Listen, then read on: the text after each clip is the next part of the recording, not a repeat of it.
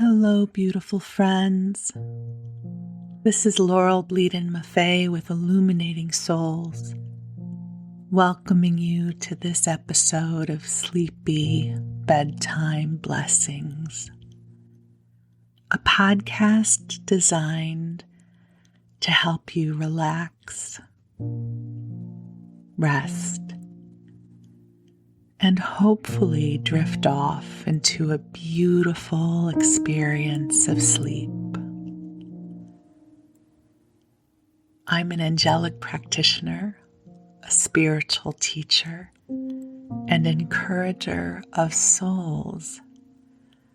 And my other mission, and that means also the mission of this podcast, is to help you connect with your beautiful team of angels and your divine guidance.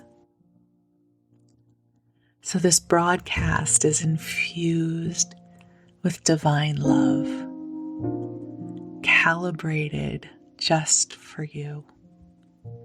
And the good news is, I don't have to know what kind of energy you need right now, because your angels know. And they are here with you right now. We all have our beautiful teams of light who have known us since before we were born.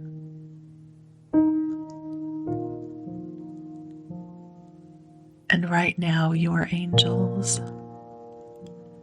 are surrounding you with love.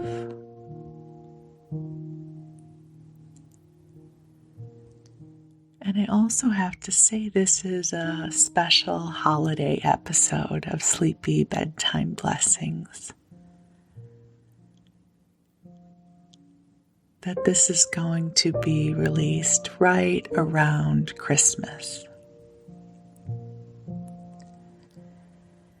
So whether you celebrate Christmas or you don't, I think most of us feel the energy of the holiday. And for some, it might feel like a bright and shiny time. But I also know for many of you, this can be a tender time of year. Perhaps someone you loved made their transition this year. Or perhaps because of everything that is happening in the world, you're not able to be with your family this year. So wherever you are on that spectrum, whether you're feeling bright and shiny, or maybe you're feeling exceptionally tender, we'll be together. You and me and the angels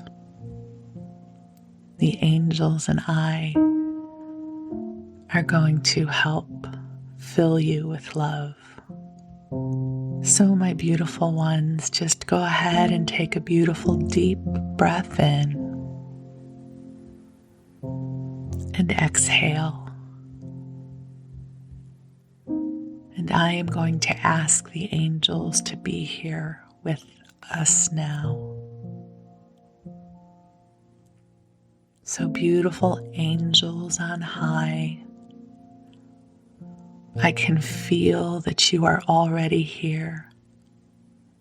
And we ask that you amplify the vibration and expression of love that is present for this broadcast. That this love be calibrated in the divine and perfect way for each person who is listening.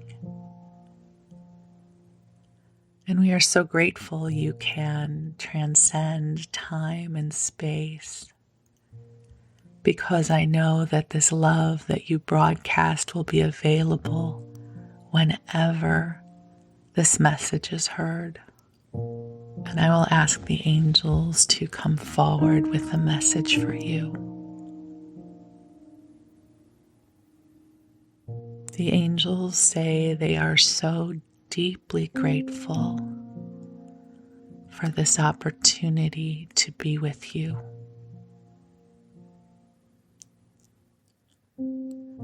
You are a source of great light in this world. Whether you believe this to be true or not, it is true. You see, you are a divine being in human form. There are expressions of your life force that ripple into the world that perhaps you are not even aware of. But here is what we know about you. You feel the world in your heart. And you are someone who holds a lot of love in your soul. And these vibrations support the greater world. And you know, I'm guided to share with you a dream that I had last night. In the dream, a friend who I don't know on the earth plane, but in the dream I knew them well, had shared with me that her brother was having a very difficult time and might I be willing to speak with him? And I said, of course. And so in the dream, I asked for his permission to look into his energy field. And he said yes. And as I looked into his energy field, I felt the angels coming in. And we said to him, "You are carrying the weight of the world in your energy field." And they didn't mean it as a metaphor. They meant that he was carrying within his energy field the weight of the world. And I think many of us who are bringers of light, we have a tendency to do that. And so the angels suggested to him, encouraged him. They said, "Are you someone who believes in the power of the Christed light?" And he said, "Yes." And they said, "Bring the Christed light into your energy field and bring your angels into your energy field. And they will help. They will help to run interference with the weight of the world because you are not meant to carry it. And this dream, the wisdom of the dream, seems perfect as we come into Christmas and the holiday season. It's not just about buying presents and giving presents and singing carols. It's a reminder that this is a season of renewal and of birth. And you, dear one, do not have to carry it all on your shoulders. You do not have to feel the weight of the world within your energy field. We are not designed to do that. We can love and we can be generous,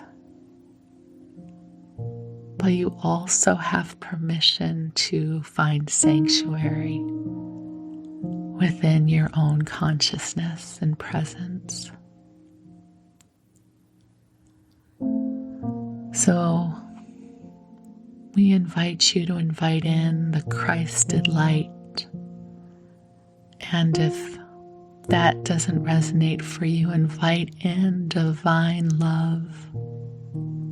Invite the angels into your energy field, and they will help to clear your field so you can feel a deeper sense of peace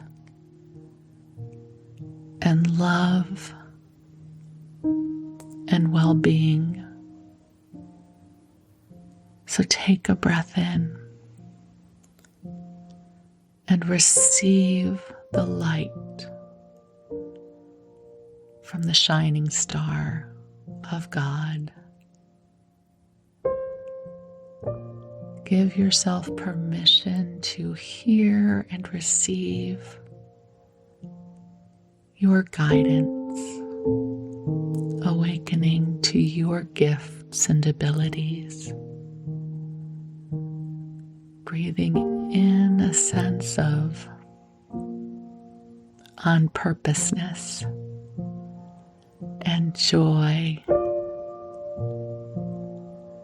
Recognizing in this moment what we all know to be true, which is your life is a blessing. You are a blessing. And we are so grateful you are here. So you rest well. You've earned it. You deserve it.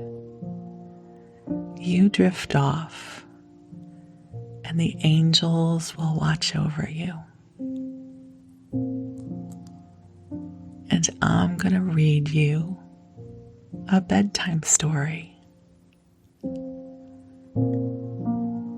And tonight's story, the book Little Women by Louisa May Alcott, was originally published in 1869. Isn't that remarkable? And the reason I'm choosing to read it in this episode is because the first 2 chapters involve Christmas. And so I thought this will be a wonderful book for us to experience together, especially as we navigate the holidays this year. So we begin with chapter 1, Playing Pilgrims.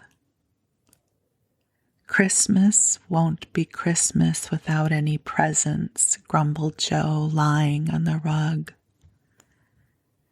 It's so dreadful to be poor, sighed Meg, looking down at her old dress. I don't think it's fair for some girls to have plenty of pretty things and other girls nothing at all, added little Amy with an injured sniff. We've got father and mother and each other, said Beth contentedly from her corner. The 4 young faces on which the firelight shone brightened at the cheerful words, but darkened again as Joe said sadly, "We haven't got father, and shall not have him for a long time." She didn't say perhaps never, but each silently added it, thinking of father far away where the fighting was. Nobody spoke for a minute. Then Meg said in an altered tone, "You know the reason Mother proposed not having any presents this Christmas was because it is going to be a hard winter for everyone, and she thinks we ought to not spend money for pleasure when our men are suffering so in the army. We can't do much, but we can make our little sacrifices and ought to do it gladly. But I am afraid I don't. And Meg shook her head as she thought regretfully of all the pretty things she wanted. But I don't think the little we should spend would do any good. We've each got $1, and the army wouldn't be much help by our giving that.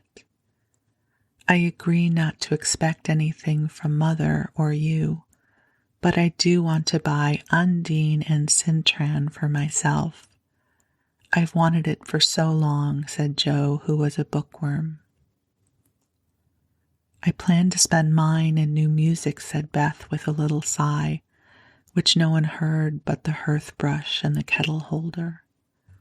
I shall get a nice box of Faber's drawing pencils. I really need them, said Amy decidedly. Mother didn't say anything about our money, and she won't wish us to give up everything. Let's each buy what we want and have a little fun. I'm sure we work hard enough to earn it, cried Jo, examining the heels of her shoes in a gentlemanly manner. I know I do, teaching those tiresome children nearly all day when I'm longing to enjoy myself at home, began Meg in the complaining tone again. You don't have half such a hard time as I do, said Jo. How would you like to be shut up for hours with a nervous, fussy old lady who keeps you trotting, is never satisfied, and worries you till you're ready to fly out the window or cry? It's naughty to fret, but I do not think washing dishes and keeping things tidy is the worst work in the world. It makes me cross, and my hands get so stiff I can't practice well at all. And Beth looked at her rough hands with a sigh that anyone could hear that time. I don't believe any of you suffer as I do, cried Amy, for you don't have to go to school with impertinent girls who plague you if you don't know your lessons, and laugh at your dresses, and label your father if he isn't rich, and insult you when your nose isn't nice. If you mean libel, I'd say so, and not talk about labels, as if Papa was a pickle bottle, advised Jo, laughing. I know what I mean, and you needn't be satirical about it. It's proper to use good words and improve your vocabulary, returned Amy with dignity. Don't peck at one another, children. Don't you wish we had the money Papa lost when we were little, Jo? Dear me, how happy and good we'd be if we had no worries, said Meg, who could remember better times. You said the other day you thought we were a deal happier than the King children, for they were fighting and fretting all the time in spite of their money. So I did, Beth. Well, I think we are. For though we have to work, we make fun of ourselves in a pretty jolly set, as Jo would say. Jo does use such slang words, observed Amy with a reproving look at the long figure stretched on the rug. Jo immediately sat up, put her hands in her pockets, and began to whistle. Don't, Jo, it's so boyish. That's why I do it. I detest rude, unladylike girls. I hate affected nimny-pimny chits. Birds in their little nest agree, sang Beth, the peacemaker, with such a funny face that both sharp voices softened to a laugh, and the pecking ended for that time. Really, girls, you are both to be blamed, said Meg, beginning to lecture in her elder sister fashion. You are old enough to leave off boyish tricks and behave better, Josephine. It didn't matter so much when you were a little girl, but now you are so tall and turn up your hair, you should remember that you are a young lady. I'm not, And if turning up my hair makes me one, I'll wear it in 2 tails till I'm 20, cried Jo, pulling off her net and shaking down a chestnut mane. I hate to think I've got to grow up and be Miss March and wear long gowns and look as prim as a China aster. It's bad enough to be a girl anyway, when I like boys' games and work and manners. I can't get over my disappointment in not being a boy. And it's worse than ever now, for I'm dying to go and fight with Papa, and I can only stay home and knit like a poky old woman. And Jo shook the blue army sock till the needles rattled like castanets and her ball bounded across the room.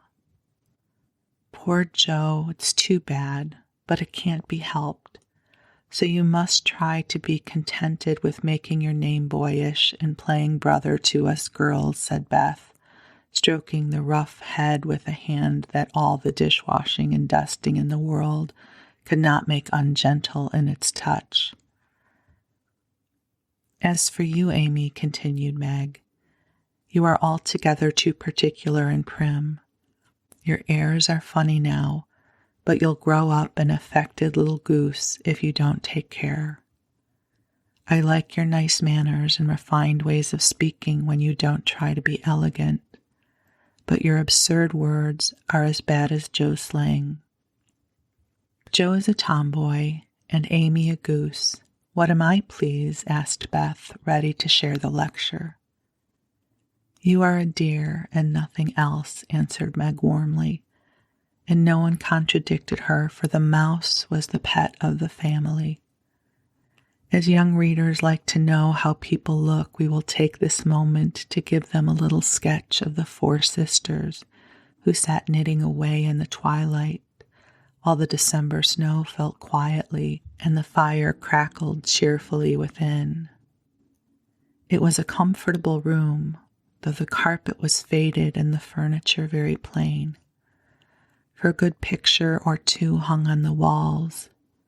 Books filled the recesses. Chrysanthemums and Christmas roses bloomed in the windows, and a pleasant atmosphere of home peace pervaded it.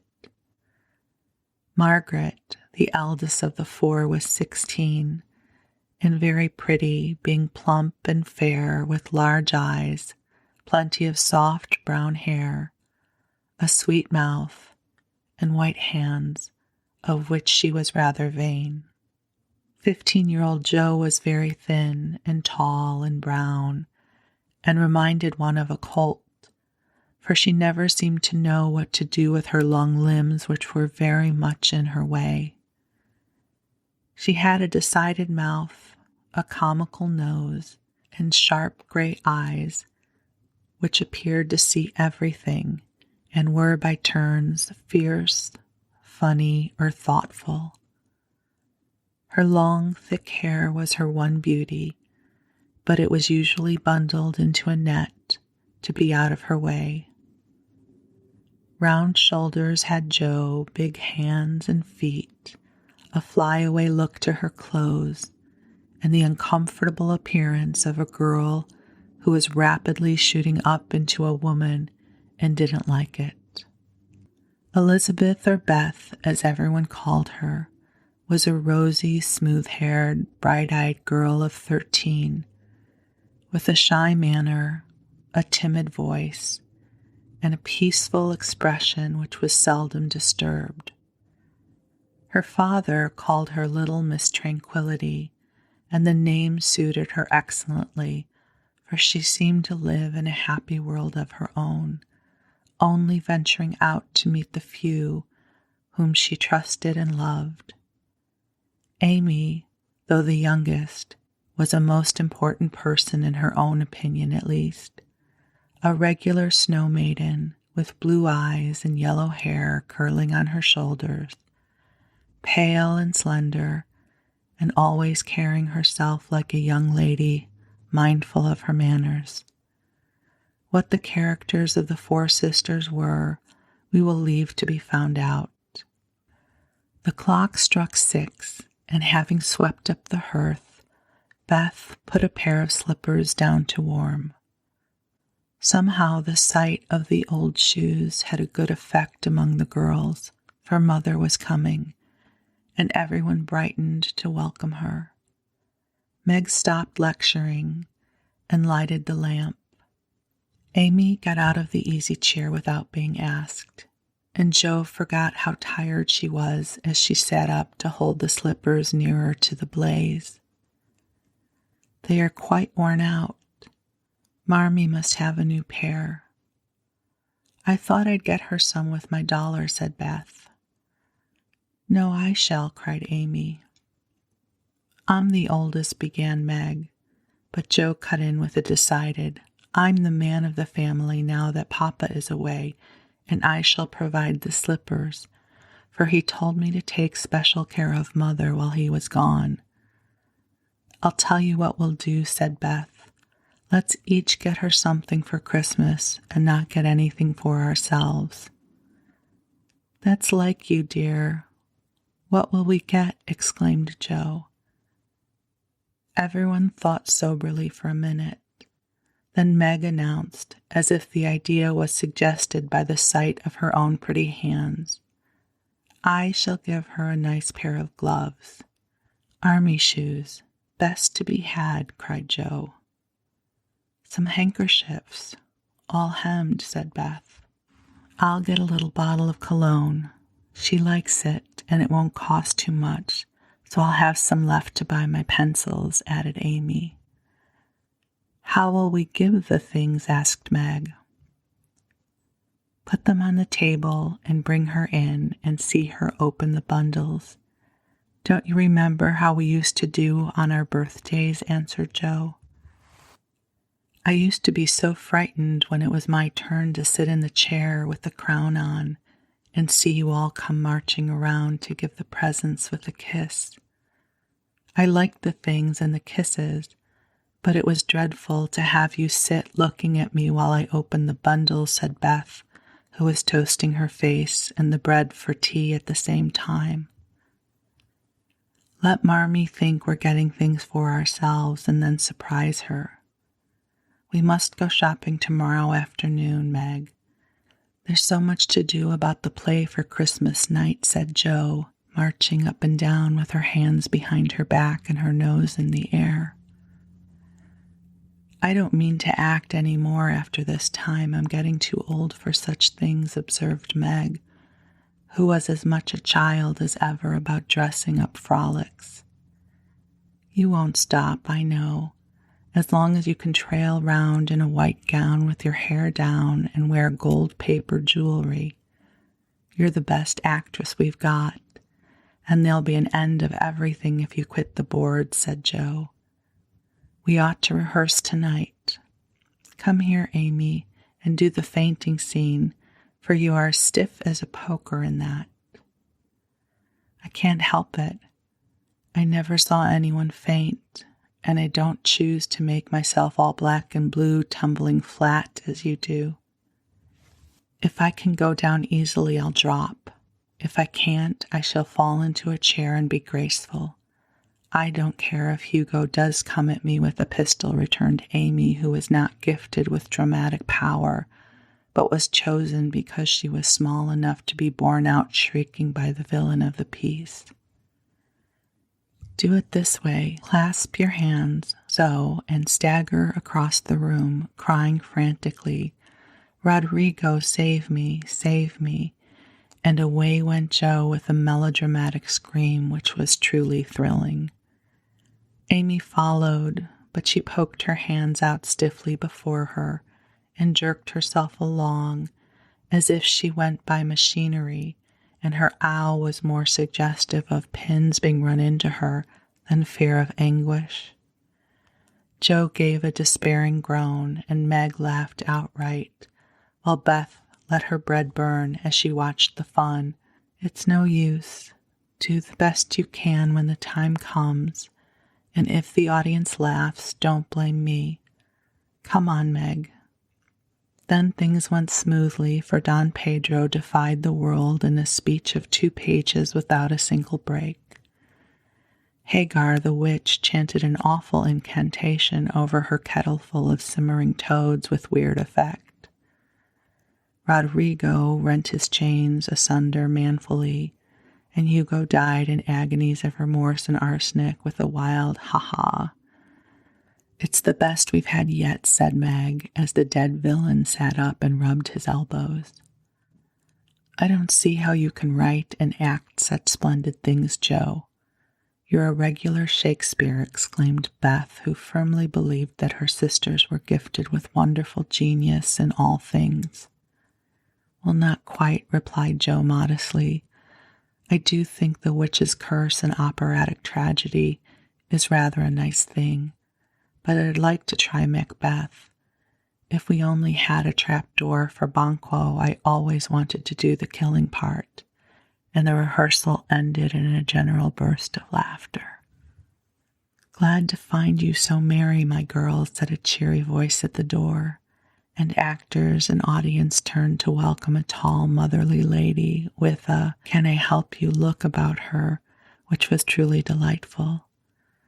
She was not elegantly dressed, but a noble-looking woman, and the girls thought the gray cloak and unfashionable bonnet covered the most splendid mother in the world. "Well, dearies, how have you got on today? There was so much to do getting the boxes ready to go tomorrow that I didn't come home to dinner. Has anyone called? Beth, how's your cold? Meg? Joe, you look tired. Come and kiss me, baby." While making these maternal inquiries, Mrs. March got her wet things off, her warm slippers on, and sitting down in the easy chair, drew Amy to her lap, preparing to enjoy the happiest hour of her busy day. The girls flew about trying to make things comfortable, each in her own way. Meg arranged the tea table. Joe brought wood and set chairs, dropping, overturning, and clattering everything she touched.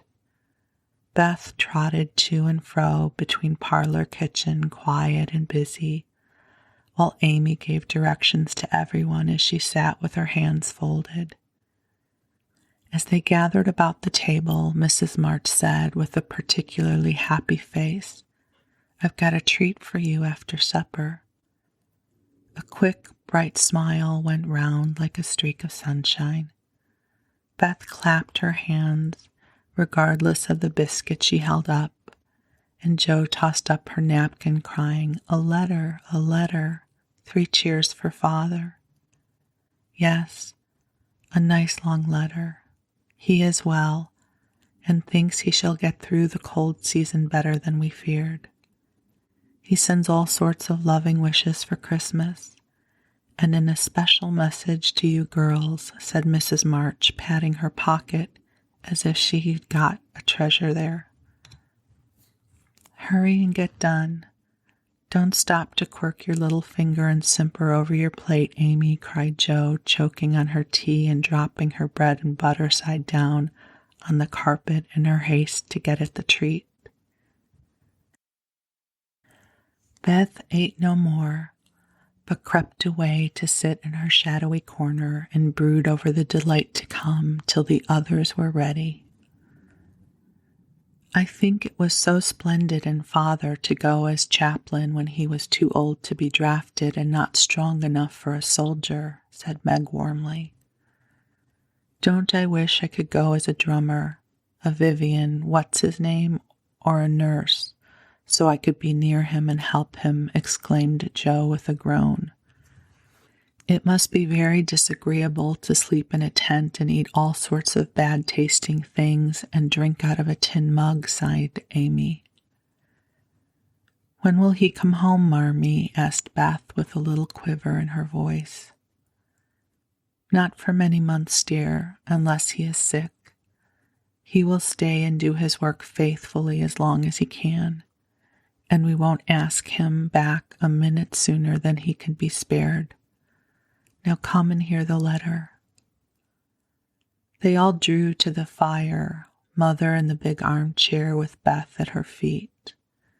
Meg and Amy perched on either arm of the chair, and Joe leaning on the back where no one would see any sign of emotion if the letter should happen to be touching. Very few letters were written in those hard times that were not touching, especially those which fathers sent home.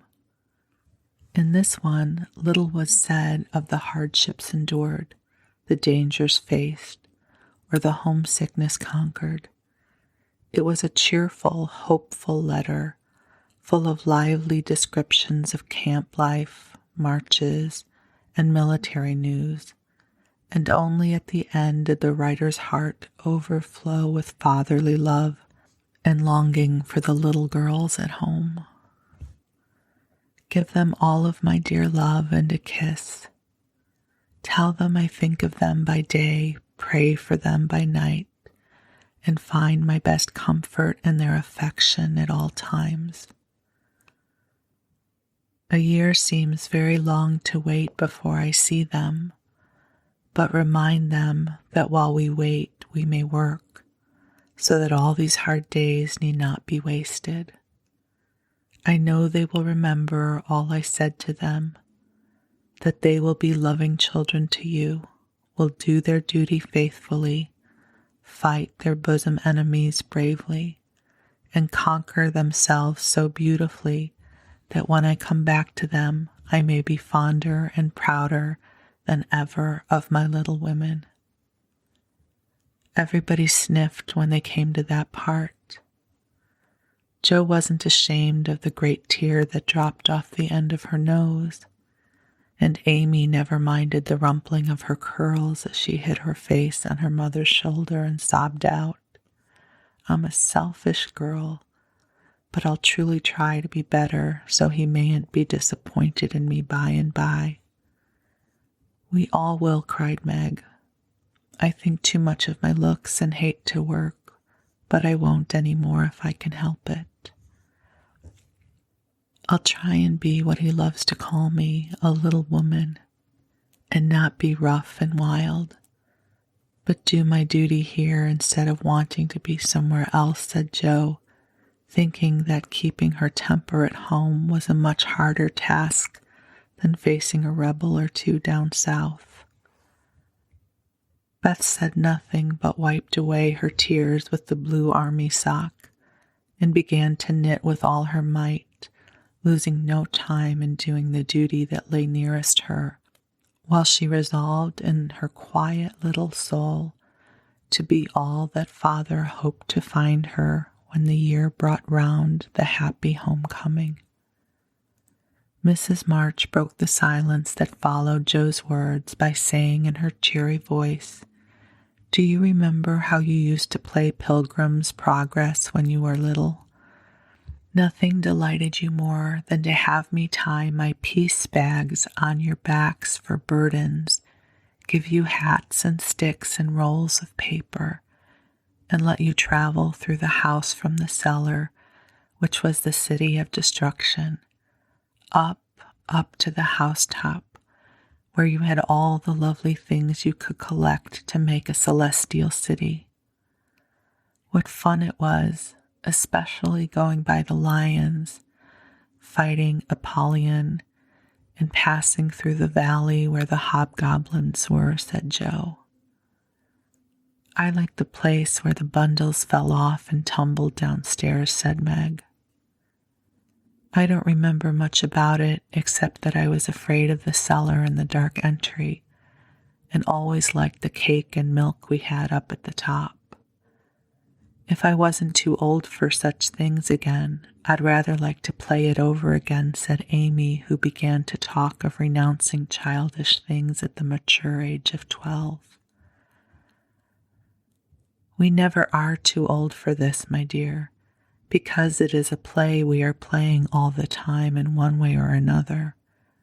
Our burdens are here, our road is before us, and the longing for goodness and happiness is the guide that leads us through many troubles and mistakes to the peace which is a true celestial city. Now, my little pilgrims, suppose you begin again, not in play, but in earnest, and see how far on you can get before Father comes home." "Really, Mother? Where are our bundles?" asked Amy, who was a very literal young lady. "Each of you told what your burden was just now, except Beth. I rather think she hasn't got any," said her mother. "Yes, I have. Mine is dishes and dusters and envying girls with nice pianos and being afraid of people." Beth's bundles was such a funny one that everybody wanted to laugh, but nobody did, for it would have hurt her feelings very much. "Let us do it," said Meg thoughtfully. "It is only another name for trying to be good, and the story may help us. For though we do want to be good, it's hard work and we forget and don't do our best. We were in the Slough of Despond tonight, and Mother came and pulled us out as Help did in the book. We ought to have our roll of directions, like Christian." "What shall we do about that?" asked Joe, delighted with the fancy, which lent a little romance to the very dull task of doing her duty.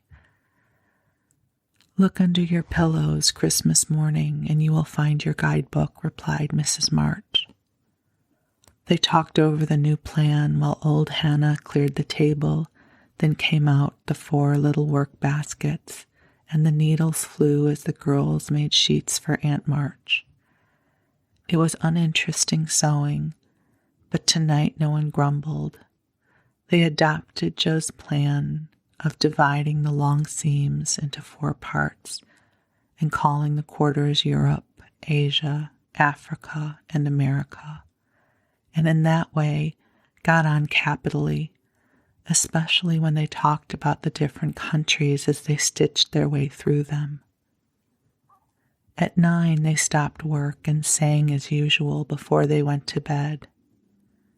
No one but Beth could get much music out of the old piano, but she had a way of softly touching the yellow keys and making a pleasant accompaniment to the simple songs they sang.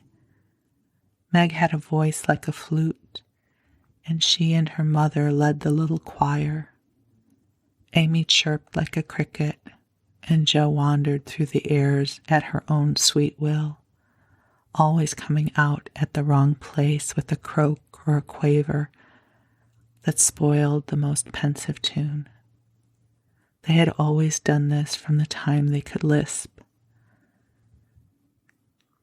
Crinkle, crinkle, little tar, and it had become a household custom, for the mother was a born singer. The first sound in the morning was her voice as she went about the house singing like a lark, and the last sound at night was the same cheery sound, for the girls never grew too old for that familiar lullaby. Chapter 2, A Merry Christmas. Jo was the first to wake in the gray dawn of Christmas morning. No stockings hung at the fireplace, and for a moment she felt as much disappointed as she did long ago when her little sock fell down because it was crammed so full of goodies. Then she remembered her mother's promise, and slipping her hand under her pillow, drew out a little crimson-covered book. She knew it very well, for it was that beautiful old story, The Best Life Ever Lived, and Jo felt it was a true guidebook for any pilgrim going on long journeys. She woke Meg with a Merry Christmas and bade her to see what was under her pillow. A green-covered book appeared with the same picture inside, and a few words written by their mother, which made their one present very precious in their eyes. Presently Beth and Amy woke to rummage and find their little books also, one dove-colored, the other blue, and all sat looking at and talking about them while the east grew rosy with the coming day. In spite of her small vanities, Margaret had a sweet and pious nature which unconsciously influenced her sisters, especially Jo, who loved her very tenderly and obeyed her because her advice was so gently given.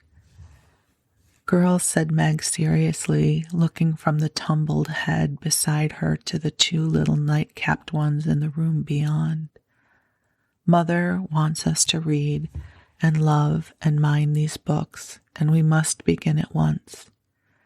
We used to be faithful about it, but since Father went away and all this war trouble unsettled us, we have neglected many things. You can do as you please, but I shall keep my book on the table here and read a little every morning as soon as I wake, for I know it will do me good and help me through the day." Then she opened her new book and began to read. Jo put her arm round her and, leaning cheek to cheek, read also with the quiet expression so seldom seen on her restless face. "How good Meg is. Come, Amy, let's do as they do. I'll help you with the hard words, and they'll explain things if we don't understand," whispered Beth, very much impressed by the pretty books and her sister's example. "I'm glad mine is blue," said Amy, and then the rooms were very still while the pages were softly turned, and the winter sunshine crept in to touch the bright heads and serious faces with a Christmas greeting. "Where is Mother?" asked Meg as she and Jo ran down to thank her for their gifts half an hour later. "Goodness only knows. Some poor creature came a-beggin', and your ma went straight off to see what was needed." "There was never such a woman for giving away victuals and drink, clothes and fire," replied Hannah, who had lived with the family since Meg was born, and considered by them all more as a friend than a servant. "She will be back soon, I think, so fry your cakes and have everything ready," said Meg, looking over the presents, which were collected in a basket and kept under the sofa, ready to be produced at the proper time. "Why, where is Amy's bottle of cologne?" she added, as the little flask did not appear. "She took it out a minute ago and went off with it to put a ribbon on it or some such notion," replied Jo, dancing about the room to take the first stiffness off the new army slippers. "How nice my handkerchiefs look, don't they? Hannah washed and ironed them for me, and I marked them all by myself," said Beth, looking proudly at the somewhat uneven letters which had cost her such labor. "Bless the child, she's gone and put Mother on them instead of M. March. How funny," cried Jo, taking one up. "Isn't that right? I thought it was better to do it so, because Meg's initials are M.M., and I don't want anyone to use these but Marmee," said Beth, looking troubled. "It's all right, dear, and a very pretty idea, quite sensible too, for no one can ever mistake now. It will please her very much, I know," said Meg with a frown for Jo and a smile for Beth. "There's Mother. Hide the basket quick," cried Jo, as a door slammed and steps sounded in the hall. Amy came in hastily and looked rather abashed when she saw her sisters all waiting for her. "Where have you been, and what are you hiding behind you?" asked Meg, surprised to see by her hood and cloak that lazy Amy had been out so early. "Don't laugh at me, Jo. I didn't mean anyone should know till the time came. I only meant to change the little bottle for a big one, and I gave all my money to get it, and I'm truly trying not to be selfish anymore." As she spoke, Amy showed the handsome flask, which replaced the cheap one, and looked so earnest and humble in her little effort to forget herself that Meg hugged her on the spot, and Jo pronounced her a trump. while Beth ran to the window and picked her finest rose to ornament the stately bottle. You see, I felt ashamed of my present after reading and talking about being good this morning. So I ran around the corner and changed it the minute I was up. And I'm so glad, for mine is the handsomest now. Another bang of the street door sent the basket under the sofa and the girls to the table eager for breakfast. Merry Christmas, Marmee, many of them. Thank you for our books. We read some and mean to every day, they all cried in a chorus. Merry Christmas, little daughters. I'm glad you began at once and hope you will keep on. But I want to say one word before we sit down. Not far away from here lies a poor woman with a little newborn baby. 6 children are huddled into one bed to keep from freezing, for they have no fire. There is nothing to eat over there, and the oldest boy came to tell me they were suffering hunger and cold. My girls, will you give them your breakfast as a Christmas present? They were all unusually hungry, having waited nearly an hour, and for a minute no one spoke. Only a minute, for Joe exclaimed impetuously, I'm so glad you came before we began. May I go and help carry the things to the poor little children? Asked Beth eagerly. I shall take the cream and the muffins, added Amy, heroically giving up the article she most liked. Meg was already covering the buckwheats and piling the bread into one big plate. I thought you'd do it, said Mrs. March, smiling as if satisfied. You shall all go and help me, and when we come back we will have bread and milk for breakfast and make up for it at dinner time. They were soon ready, and the procession set out. Fortunately, it was early, and they went through back streets, so few people saw them, and no one laughed at the queer party.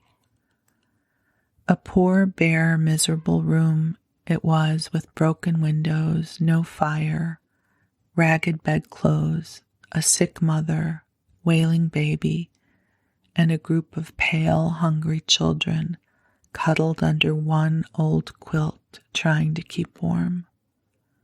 How the big eyes stared and the blue lips smiled as the girls went in. It is good angels come to us, said the poor woman, crying for joy. Funny angels in hoods and mittens, said Joe, and set them to laughing. In a few minutes, it really did seem as if kind spirits had been at work there. Hannah, who had carried wood, made a fire and stopped up the broken panes with old hats and her own cloak. Mrs. March gave the mother tea and gruel and comforted her with promises of help while she dressed the little baby as tenderly as if it had been her own. The girls, meantime, spread the table, set the children round the fire, and fed them like so many hungry birds, laughing, talking, and trying to understand their funny broken English. Das ist gut, das Engelkinder, cried the poor things as they ate and warmed their purple hands at the comfortable blaze. The girls had never been called angel children before, and thought it was very agreeable, especially Joe, who had been considerably a Sancho ever since she was born. That was a very happy breakfast, though they didn't get any of it. And when they went away, leaving comfort behind, I think there were not in all the city 4 merrier people than the hungry little girls who gave away their breakfasts and contented themselves with bread and milk on Christmas morning. That's loving our neighbor better than ourselves, and I like it, said Meg as they set out for their presents while their mother was upstairs collecting clothes for the poor Hummels. Not a very splendid show, but there was a great deal of love done up in the few little bundles and the tall vase of red roses, white chrysanthemums, and trailing vines, which stood in the middle, gave quite an elegant air to the table. "She's coming. Strike up, Beth. Open the door, Amy. 3 cheers for Marmee," cried Joe, prancing about while Meg went to conduct Mother to the seat of honor. Beth played her happiest march. Amy threw open the door, and Meg enacted escort with great dignity. Mrs. March was both surprised and touched, and smiled with her eyes full as she examined her presents and read the little notes which accompanied them. The slippers went on at once. A new handkerchief was slipped into her pocket, well scented with Amy's cologne. The rose was fastened in her bosom, and the nice gloves were pronounced a perfect fit. There was a good deal of laughing and kissing and explaining, in the simple, loving fashion which makes those home festivals so pleasant at the time, so sweet to remember long afterward, and then all fell to work.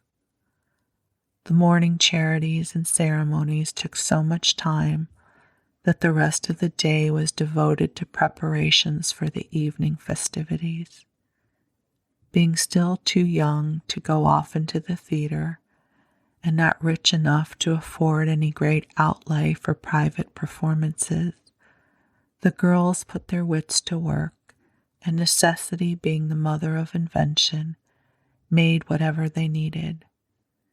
Very clever were some of their productions: pasteboard guitars, antique lamps made of old-fashioned butter boats covered with silver paper, gorgeous robes of old cotton glittering with tin spangles from a pickle factory, and armor covered with the same useful diamond-shaped bits left in sheets when the lids of preserve pots were cut out. The big chamber was the scene of many innocent revels. No gentlemen were admitted, so Jo played the male parts to her heart's content, and took immense satisfaction in a pair of russet leather boots given her by a friend who knew a lady who knew an actor. These boots, an old foil, and a slashed doublet once used by an artist for some picture, were Jo's chief treasures and appeared on all occasions.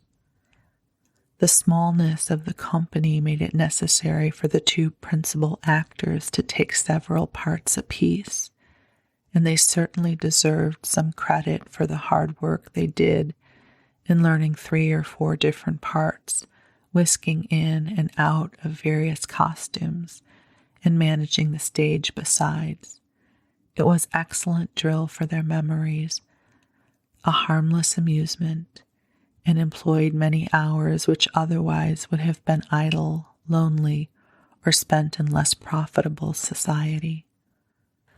On Christmas night, a dozen girls piled onto the bed, which was the dress circle, and sat before the blue and yellow chintz curtains in a most flattering state of expectancy.